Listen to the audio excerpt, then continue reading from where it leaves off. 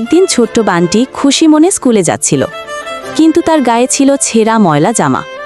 স্কুলে গিয়ে সে দেখল বন্ধুরা আর আত্মীয়রা তার পোশাক দেখে হাসছে, মজা করছে।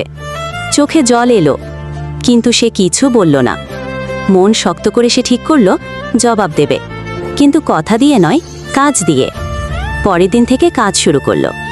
সে বোতল কুড়িয়ে বস্তায় রাখল, জুতা পালিশ করল, দোকানে প্যাকেট প্যাক করল, রাস্তা পরিষ্কার করল, গাড়ি পরিষ্কার করল। কাজ করার টাকাগুলো হাতে পেল। দিন শেষে তার জমানো টাকার বক্সটি খুলল। অনেকগুলো টাকা হবে।